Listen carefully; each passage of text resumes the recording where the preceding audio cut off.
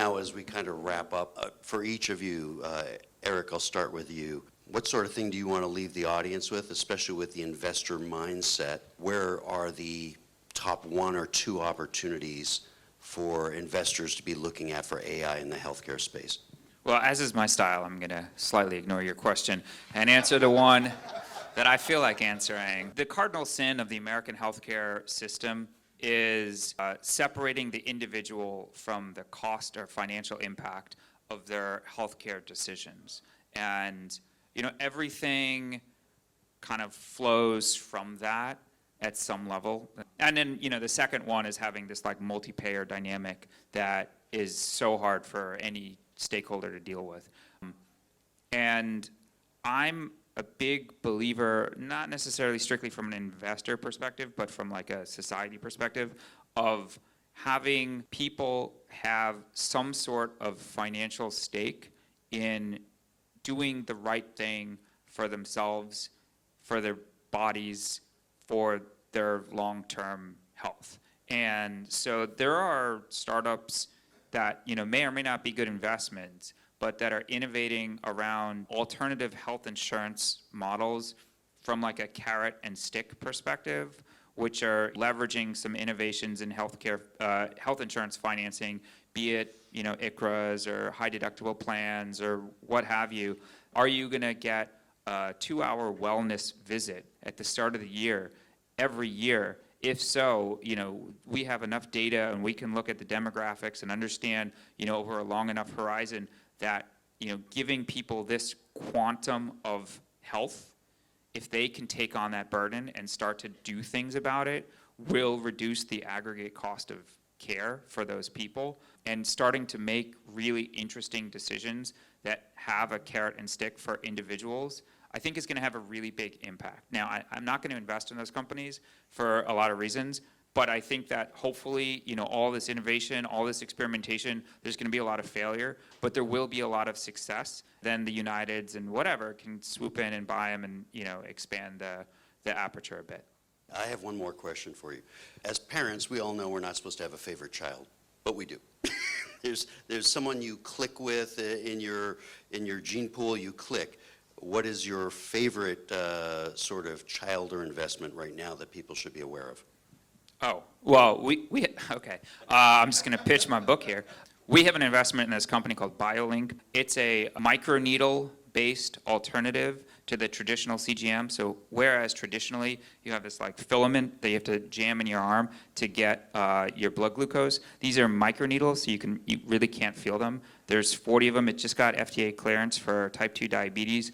And it has 40 microneedles, not just one, so it can detect like dozens of different analytes, which is a fancy way of saying things, cortisol, ketone, lactates, et cetera, all at once in real time. Because you don't have to wear it here, because that's like where you have to jam the filament, you can wear it anywhere, so you can put it like right here. So because you can do that, it can be in your line of sight, and that can give you real-time behavioral modification cues if your blood sugar is spiking to stop eating the mango or whatever's putting you over the top. And so I'm so bullish on this. You know, the type 2 diabetic market is 20 times bigger than the type 1. People don't do things in that market, especially that are invasive. And so I think that a non-invasive or minimally invasive alternative, you know, Apple's been trying to get blood sugar through the Apple Watch forever, and they can't because it's impossible to get it through the skin. And so super bullish here. David, in your space for our investor audience, what thing in AI is exciting you long range that people should be paying attention to? Yeah, I think one of the first things I would say is that many folks think of AI as one thing, and oftentimes they think it's ChatGPT. And the reality is AI is a portfolio of a whole series of technologies that are getting better and better.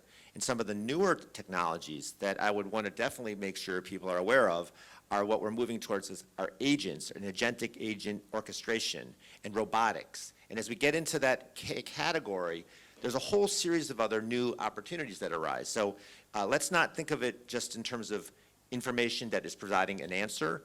What agents do is it allows us through the LLM to be able to create a set of guardrails and instructions and access certain information from different inputs and actually do tasks. And so when it starts doing tasks, you need to orchestrate all of that so it's doing it in in an organized manner.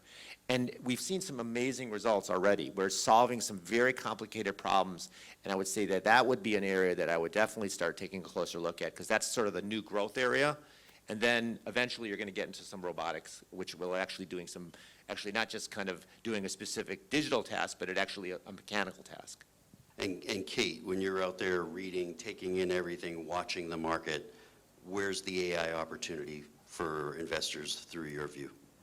My favorite child, thank God you're not really asking about my favorite kids. My favorite child is actually a non-AI based company, but it actually then enables lots of AI products to land on top of it. So going back to what I was talking about with hybrid care, and being able to integrate in-person and telehealth at the same time, that then provides the opportunity for all the different point solutions to come in that leverage AI, because without that foundation of interacting with the patient that they want to engage with, the AI might have a tough time getting in. Thank you.